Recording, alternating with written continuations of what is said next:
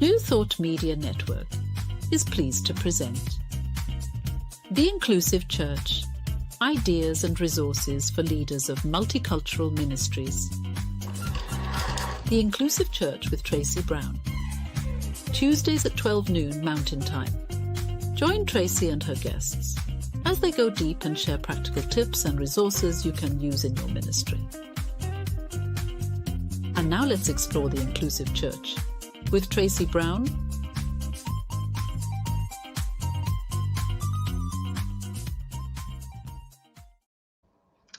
Hey everybody, welcome to Tracy dancing to the music that plays during the theme song. And if you've watched this show a few times or any other show that I've done on New Thought Media Network, that does not surprise you. Welcome. This is the Inclusive Church, and I always like to remind you that in this context, we are not talking about church, a building, like going to the church building and doing something. We are talking about the reality that in any ministry, the church is the people, and we want to include not only the people who are already a part of our congregation or community or our ministry, but we want to expand that so that we meet and serve and educate and provide spiritual guidance to as many people as we possibly can. So let's see, what else do I want to tell you before I jump into today's show that I'm so excited about? We are here every Tuesday on the New Thought Media Network, and I can see that there are a number of you hanging out online, so I want to encourage you to do what Darlene has done and say, hey, Dr. Tracy, or hello, everybody, and tell us where you are watching from. If you're not too shy to do that, I can see people that are watching on YouTube and Facebook and LinkedIn and another Facebook page. So feel free to let us know you're here, and feel free throughout the show to ask questions or write comments if you are so moved to do so. Why am I excited about today's show? All right, so some of you know me, you know I'll probably be pretty excited about every show because I love this topic. But I'm especially excited about today's show because I get to have a conversation with Reverend Dr. Petra Weldes about what it means to be inclusive in ministry. And we together get to learn from lessons that she's learned by being in the middle of addressing inclusion or expanding inclusion for a long time. Let me tell you a little bit about Dr. Petra. I'm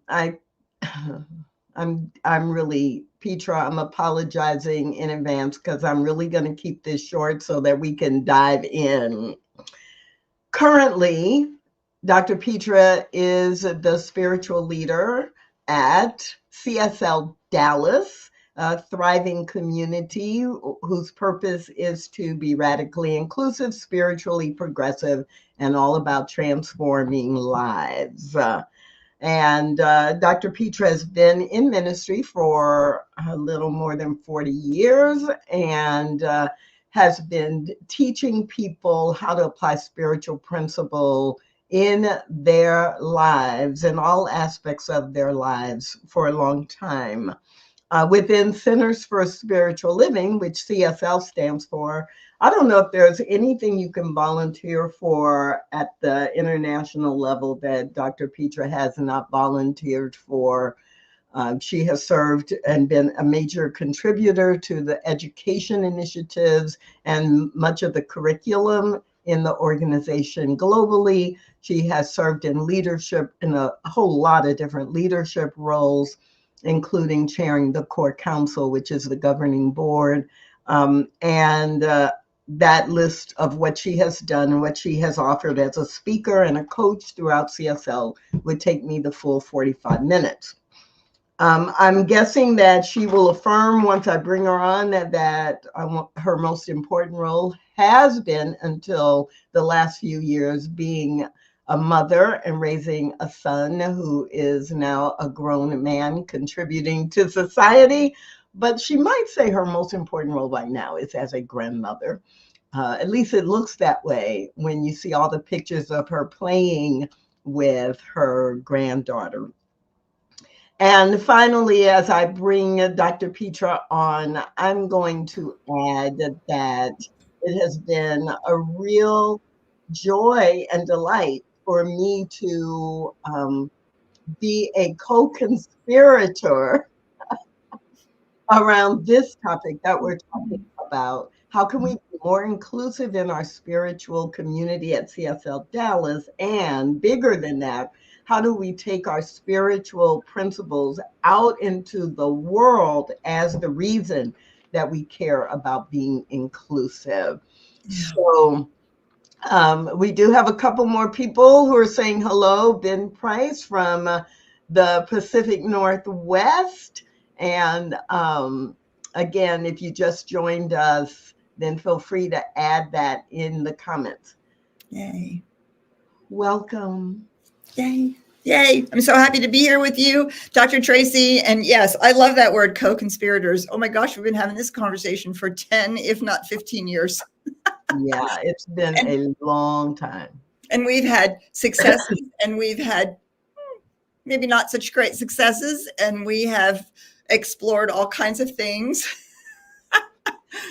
Well, you know, it's so funny because that some successes and some not so successes is actually, when I was thinking about this show, I really want people, you know, when I have guests, I'm always going to ask them, you know, okay, you just told me 5 things that are great, but I am going to be asking people in the future, like, tell me about one thing that really didn't work, but what did you learn from the fact that it didn't work? So we may or may not get to that today, but we'll see. Yeah. What were you? I interrupted you. No, I just, you know, it takes a long time. It takes a long time to build a culture. And you and I have been working at it for a long time. And I've watched you in the world and so amazed by your long-term dedication. And yeah, it was real inspiration for me because it's not going to happen overnight. Unfortunately. No. Well, and nothing in ministry seems to happen overnight. So that's also the other side of that coin. Well, and when we commit to building, we know it's going to be constantly changing or evolving. Right. At least in my mind, like we'll have a success and I'm like, great, that worked. I'm so glad. And that puts us at the next. Oh, you're going to love this. That's like hiking in the mountains. I cannot believe you used that as an analogy. Oh my God. I must be rubbing off on you. Yes, I'm using it because of you. And the inside joke, all of you who are watching, is that Petra and I have an inside joke around Tracy wanting things to be examples in the gritty urban city. Like if we have to meditate, we need to be able to meditate in the real world. And Petra believes that too. And she tends to have these nature metaphors. And at one point, a long time ago, probably 15 years ago now, I was like, I don't even know what a switchback is. Like you're taking me in meditation and I don't even know what you're talking about. So for me to use a nature example. I have seen them creeping in, which makes me smile. Yes, but I had to study and consciously use them so I could reach the people I was talking to. Well, but you know what? That was a opening of inclusivity. Yes. It never occurred to me, it never occurred to me that nature metaphors wouldn't work for everybody. it was a huge moment. I mean, when we think of inclusivity and we think of inclusion, we often think of like a pretty typical list of people who look a certain way, gender and race and religion and, that sort of list. And And I think of inclusivity as being actually so much more than that. It's also thinking style, and it's background, and it's the kind of language that we're to meet somebody in the milieu, the environment, the way that they think about it. So when you said that to me, I was like, what? That didn't work, but it was brilliant. What do you mean it didn't work? That was like, boom. No, you have to think about that. And, I think about that oftentimes with including men. Spirituality has become so much the province of women. It's now considered soft power. In the last 200, 300, 400 years, it has really become soft power. And so unless the men are in the highest, echelons, the pews, so to speak, are mostly filled with women.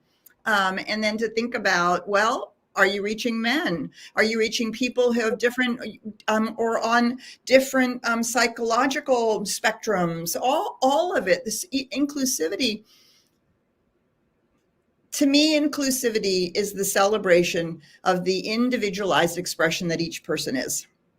Right? We are individualized expressions of that infinite life, of that love that is expressing itself, right? The kingdom of heaven, when you see me, you see the Father. I mean, these are all ways of saying that this right here, this is a place where the one is actually being individuated and therefore is to be celebrated and empowered and seen. I think that's the other piece. I think inclusivity means people are seen, really seen. And then there's the recognition that the more differences we have around the table, the more valuable the conversation becomes. The more different ways of thinking and seeing and as you just, we laugh and we describe, okay, but if I can't say it in a way that somebody can hear it, right? The next person next to me who has a slightly different view, a way or word or back, all of a sudden they can say it. And then, and then there's such a lovely reality when everybody is at the table, in the conversation, part of the whole thing. It just feels so rich. And like, what else? Why would you want it to be any other way? Well, there are a lot of people who, because they want to be comfortable, don't want that variety, that diversity. So I think I love the way that you just talked about inclusion, because I think people often try to use welcoming and inclusive as synonyms. Yeah. And they really are not, right? So you can welcome a lot of ministries, whatever form they take, will say, well, our programs are open to everyone. Everyone is welcome, but they don't take that next step to identify what do we need to do to actually get input from people? What do we need to do that might be different to truly engage many different kinds of people? And how do we make that become so much a part of our culture and the way we do things that we get to a point where, we would never think to just take one person's view and do it and do that, or use the same type of examples week after week after week. Right. Yeah, so, and it's a mindset, right? It's got to be an intention, and I think what you said is really important. I mean, it's like anything. It's the deliberate, intentional, over and over and over again, paying attention, making decisions that maybe even seem a little awkward, a little forced, a little weird to start out with, right? But ultimately, what you said is I think it's really true. There comes a point where one would never think to do it any differently. And it just is, it's just the way. That's just the way it becomes then a natural part of the fact that we're all in this together. Like it or not. Yeah. So we have a couple more folks who have the courage or the access to be able to add in. So Ray Ellis is with us, and Robin Hackett is with us. Hi, Rafe. Hi, Robin. And Deborah Ellis is with us as well. So I want you to take a breath, and I don't know if you will have an answer to this, but can you remember some of your first intentional efforts to be more inclusive? Yeah, I can. I would say the very first one, we were actually, so this is over 20 years ago. And my partner in ministry and I, Michael Gott, we looked out at our community and we looked at our platform and we said, one, they don't match. Two, people need to see themselves when they walk in our doors. And the very first thing we started out, and as many spiritual, at least in our denomination in CSL, all of our practitioners were women. Most of the people in leadership were women, and most of the people in the pews were women. And we had a surprisingly high population of men comparatively, because I'm, just like an intellectual nerd and I like science. And so I spoke to men in a certain way, but still they didn't see themselves on the platform. And so we made our very first deliberate decision. This was over 20 years ago. And we said, we need for people to come in and see men on the platform. So we developed a platform assistant program, people in very much front and center. And we said they can only be men. We wanted to make sure that they were diverse. So we wanted 2 that were younger and 2 that were older. And we had some African-American diversity in our community, a little bit. And so we watched people come and go because they didn't see themselves. And so we said 2 of those people, minimum of 2 of those people have to be African-American. And so we went out and we deliberately found 4 men who would be willing to be platform assistants. 2 of those men are still doing it today, over 20 years later. And with lots of other iterations of people. That was a significant moment when I realized that it was important to pay attention to this, not just wait to see who wanted to play or, always pick the people that were around or the people that you got to know, or, everybody was picking their friends because it's easier to ask a friend to, work with you than to go out and find somebody you don't yet know.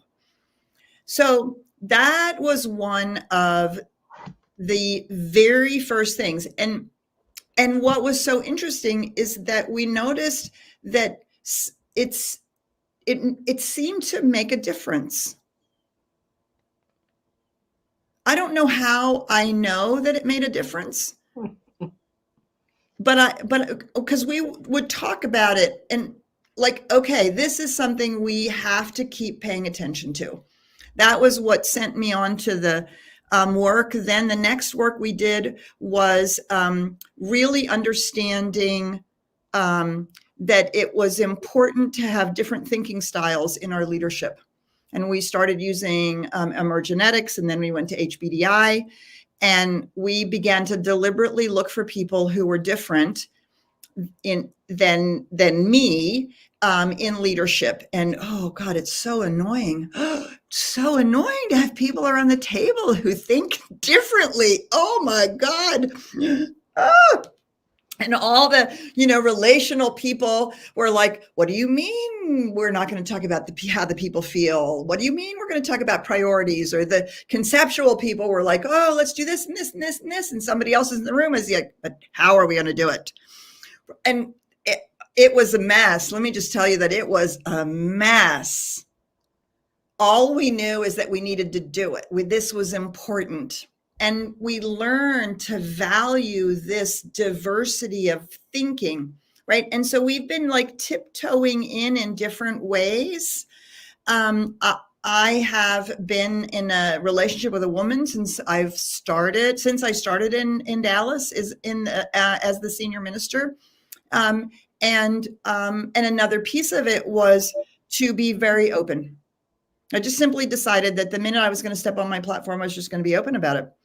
And that was another piece of a decision in Dallas. I don't care. I'm okay. I'm because I wanted to evidence that all of these things are included and everybody matters. We all are a part of it. And so I just was me. And I got a lot of comments from people. How are you doing that in Dallas? You're so open. Well, it never occurred to me that it should be any other way, because I wanted everybody to be that way. I want people to walk in and feel accepted for who they are. So then I coined that, and probably the next thing I did, and then I'll stop here, Tracy, because I think these are like my very earliest, maybe not particularly programmatic attempts, anyway, it doesn't matter. We don't have to have judgment about them. The next thing I would say is I began to realize that I have a very high tolerance for people who are different. Very high tolerance. Actually, I really like people who are different.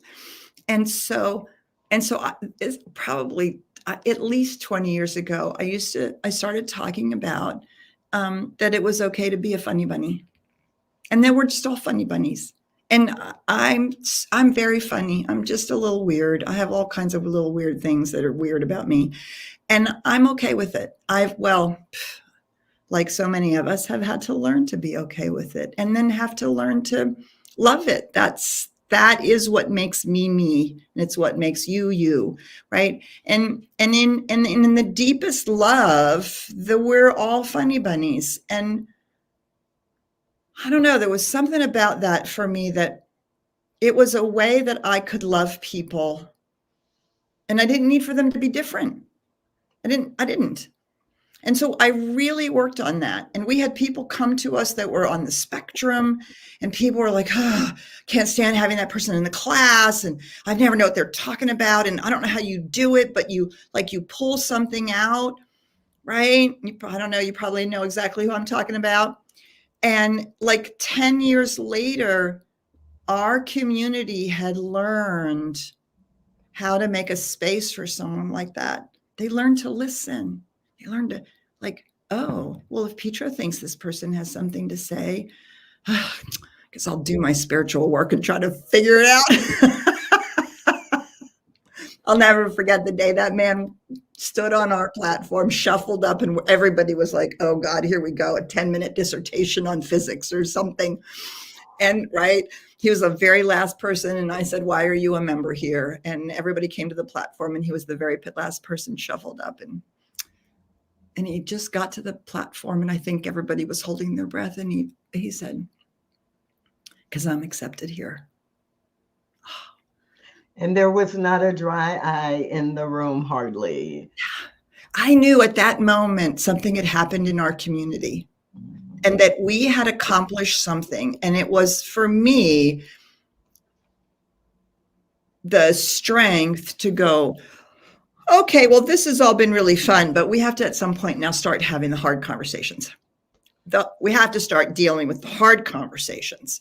Our African-American folks would come and go and come and go and come and go, right? And we were in Dallas, and right.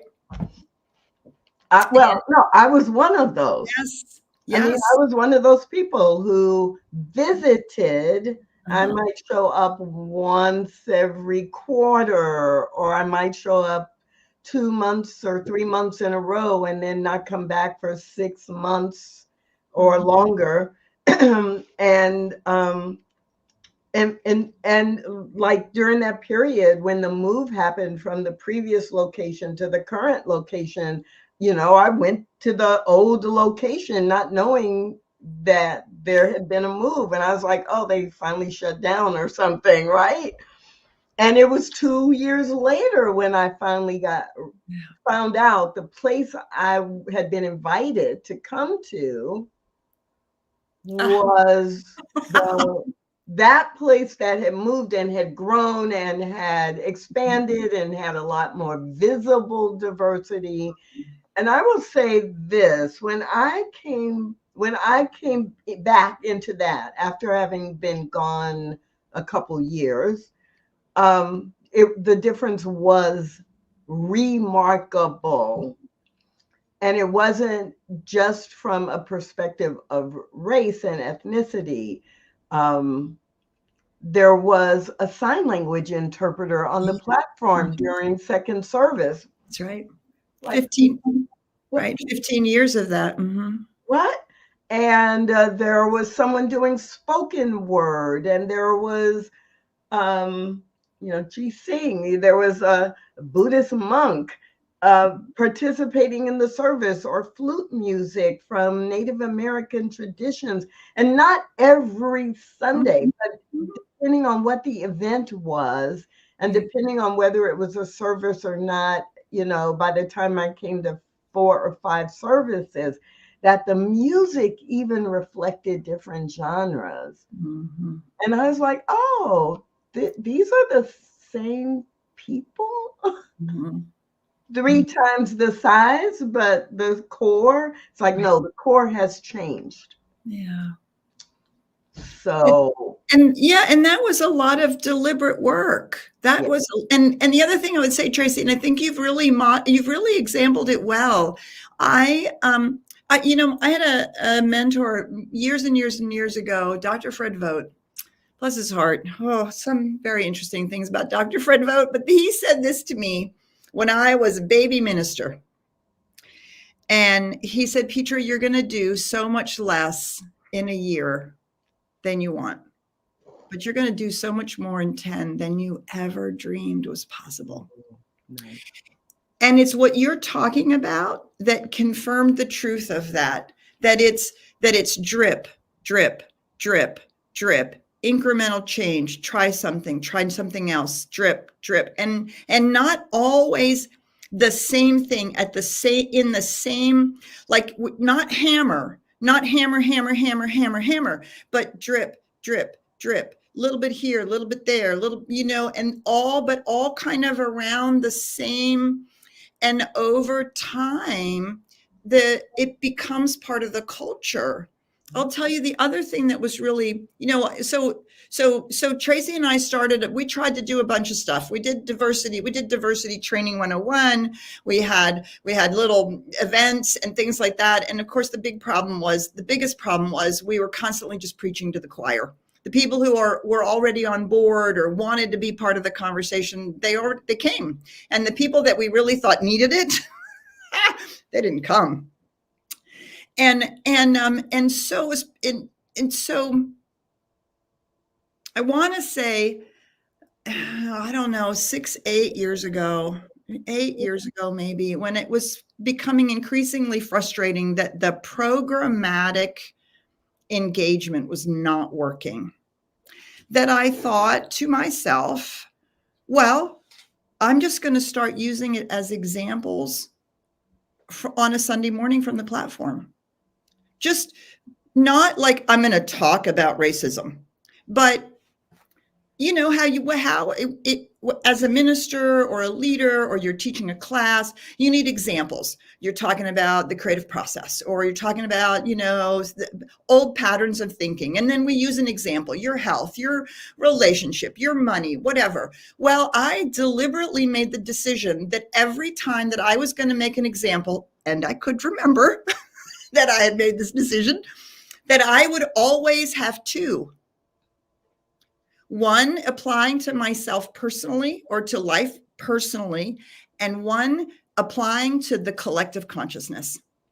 And 9 times out of 10, using some kind of reference to unconscious bias, to racism, to African American, to enslaved, and I simply normalized that was one of the examples. Occasionally, I would throw something in around sexual orientation, around climate change, but primarily it felt like that was the thing that we were grappling with in a whole new way in our American culture. We were grappling with it in our own community and not doing it particularly well. And I thought, I'm just going to normalize it. We're not, and you and I did some beautiful, deliberate conversations on the platform, which I thought were incredibly powerful. They were on point, but you can only do that so many times, right? And people stop listening and they don't want to hear it anymore because, quite frankly, they're really interested in their own lives. Thank you very much. That's okay. Well, that's the truth about all of us to a certain extent. And so I just decided that because what we do is we don't tell people what to think. We teach them how to think. And I wanted us all to learn how to think about the issues of unconscious bias, diversity and inclusion as important and normal as talking about the patterns of thinking that we have individually, and that we could look out into our community, we could look out into DFW or into the US, and we could see unconscious bias. And then I would simply affirm that which I believe is true. We actually know what to do with unconscious bias. We do it every time we teach in our classes how to change your thinking. Now we're just talking about changing thinking on a collective scale, right? The collective unconscious, the subconscious that Ernest Holmes talks about. He calls it race consciousness, right? All the collective. Well, it's exactly the same thing that we're doing. And yes, you have to treat and move your feet. You have to change your pattern and you have to work in the world. This is what we teach individually, and to work at this and the collective level is exactly the same. And so I worked to hold it in my mind. Well, I don't know how else to say it all the time. And just to keep dripping in that these are just normal things for us to be talking about. We have to talk about the issues of the day. We have to talk about all of these things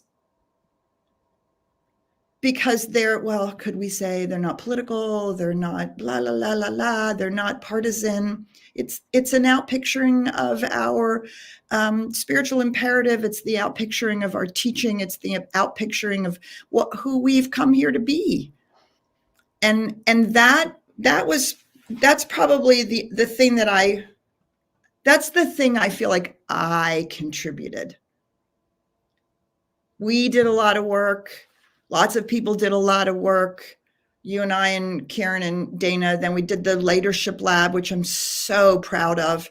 But this is the little piece that I feel like I contributed.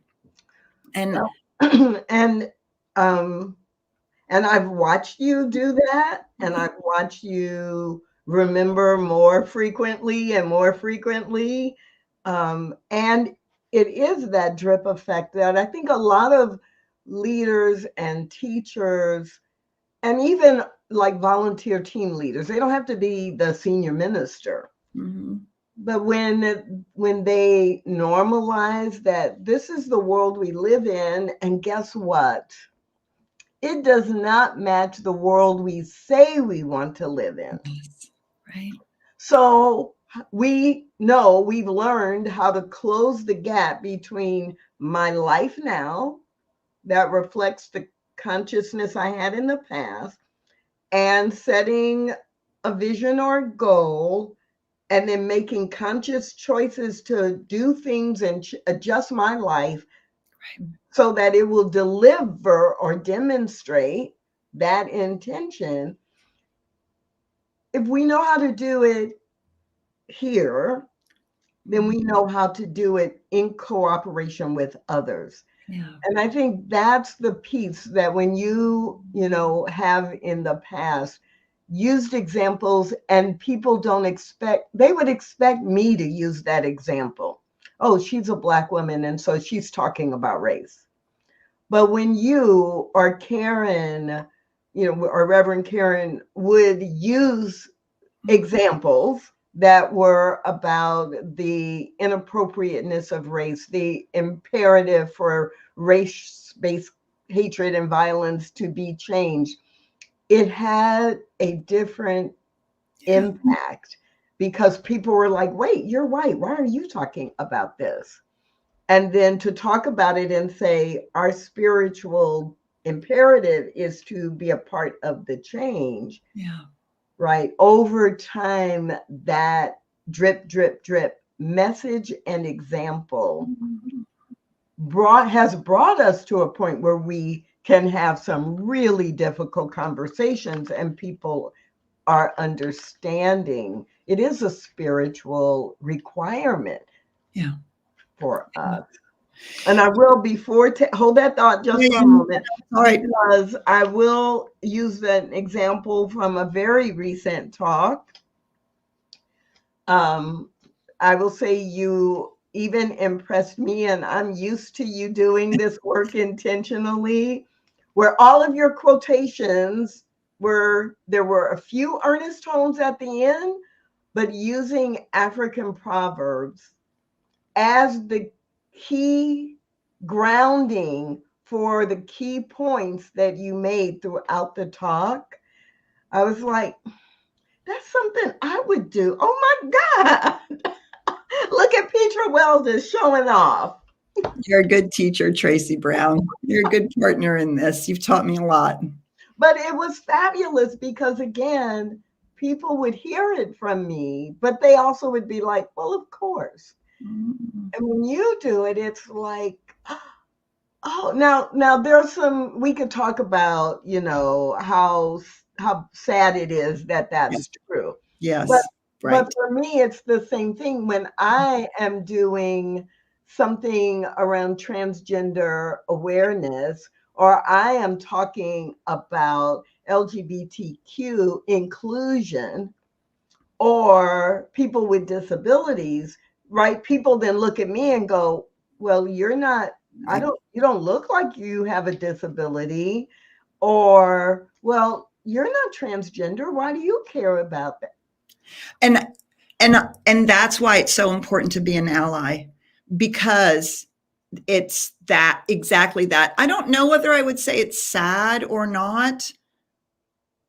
I think that's really why it's so important to be an ally for the things that actually aren't yours.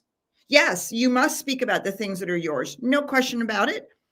But because there is a different listening. And that's so much of the work is to find the listening. It's not always, what do I think you should know? What do I think I have to say?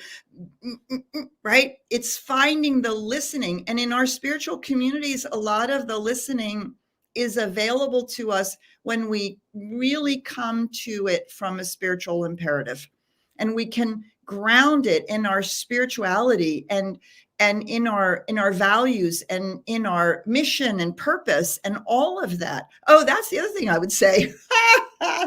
We made the mistake of claiming out loud, up front, radically inclusive. Oh my God. People did not realize that radically inclusive would mean they would have to accept people that they didn't politically agree with, that they didn't like. No. That's what radically inclusive means. Oh man.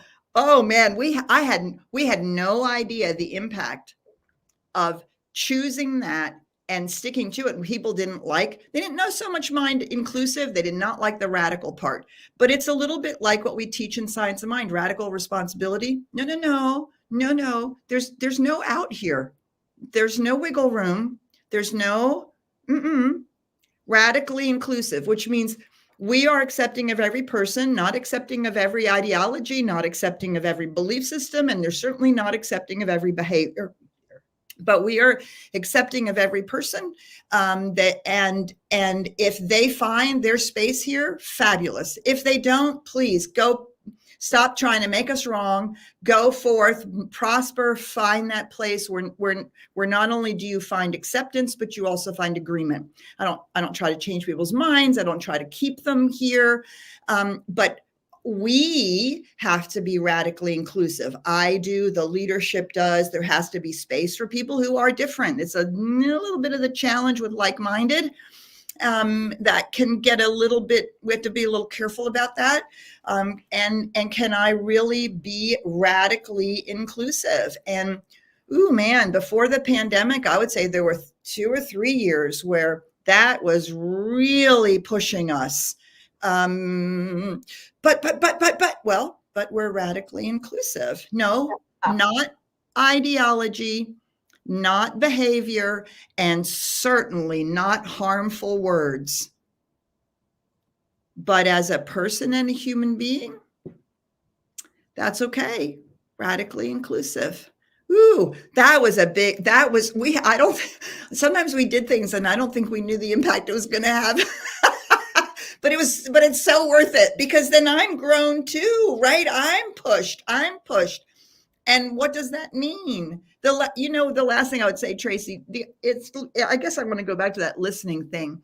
When we did do a big expansion here and a remodeling, we were like, okay, we need, and then there were all the bathroom bills in Texas, and it was like, okay, we have to do something about that. So we were going to so we actually went to some of our trans folks and said, okay, what sign should we put on? Should we have them, the half man and the half skirt, and or what? And I had heard that a community had put on their bathrooms, it had simply said whatever, and their trans people didn't appreciate that. And so we deliberately went to our trans people and we said, okay, so what do you want? What do you need? What should we put on this sign? Okay, well, what came back is, we want our own bathroom. We want a gender neutral bathroom. Okay, without asking, I would never have known. It would never even occur to me. I was out there researching the signs, and some of them were cute and some of them were cool and some of them made me smile.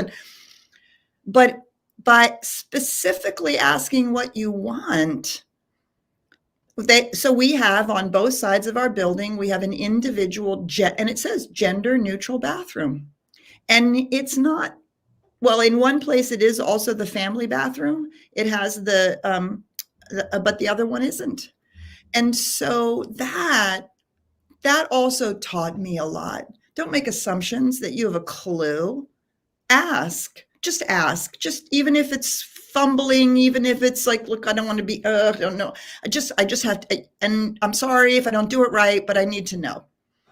Well, and there is a key here. There are always people that you can ask. Always. There's never an excuse. None of us can ever say, especially in the world of technology that we have access to, that I can't find someone to ask. But it is especially something to celebrate that you, Petra, said.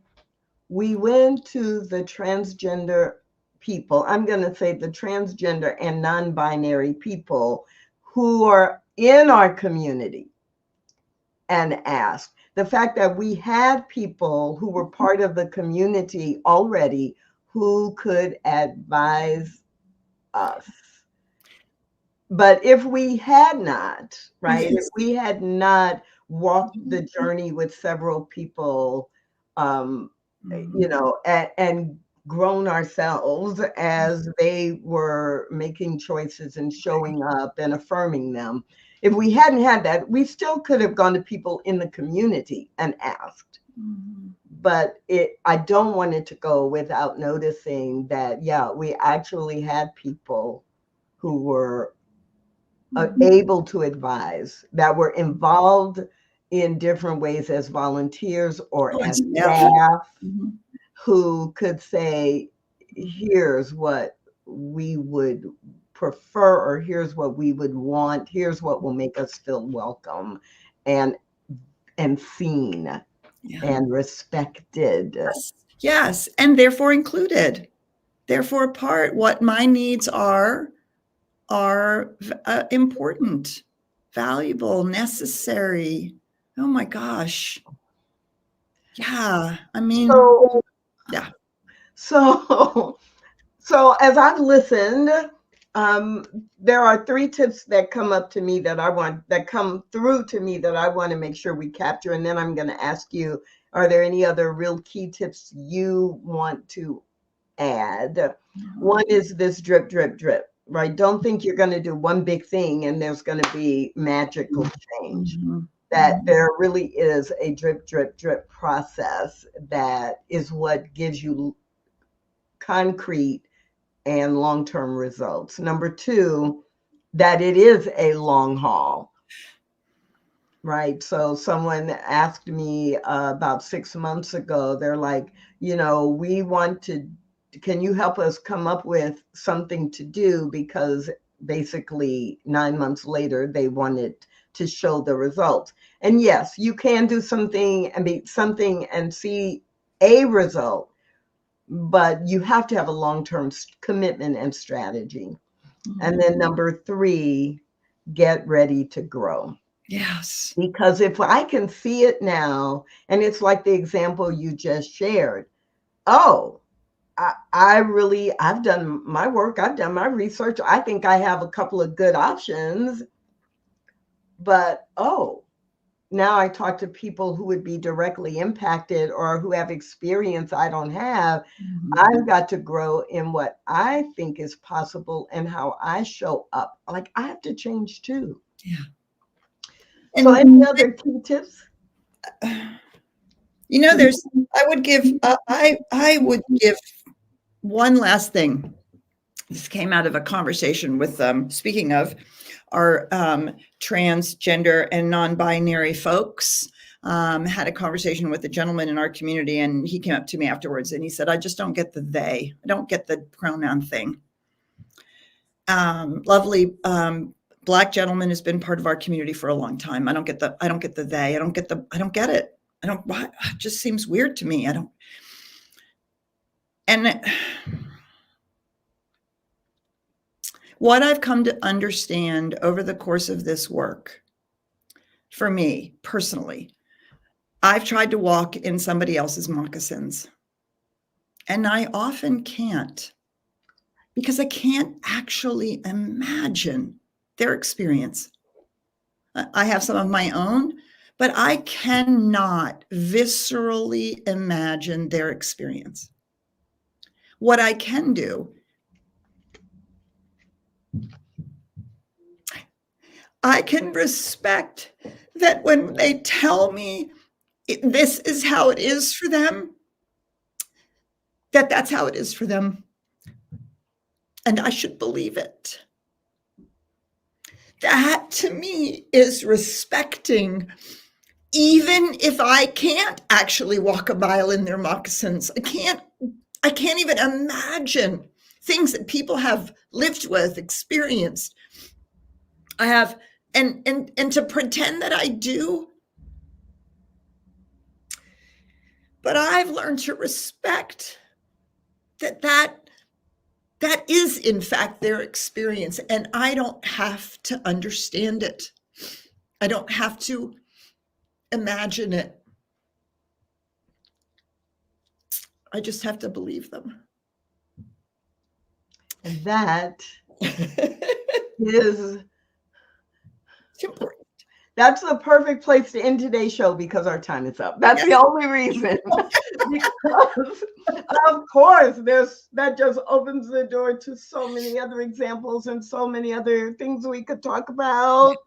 But those of you who are watching this either live or the recording, you just are going to have to come back next Tuesday or the next Tuesday or the next Tuesday for more rich dialogue and more diving into how does our commitment to being inclusive show up in the real world, and how do we sustain it over time?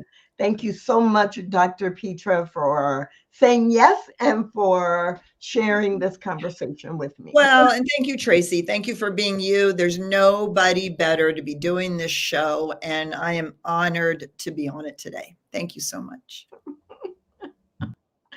Everybody, I want you to mark your calendars absolutely for Tuesdays at noon Mountain Time. Please, please join me. And if noon Mountain Time doesn't work for you, then absolutely know that you can watch the recording on any of the places where we stream the Stained Glass Spirit Facebook page, New Thought Media, Facebook, or YouTube.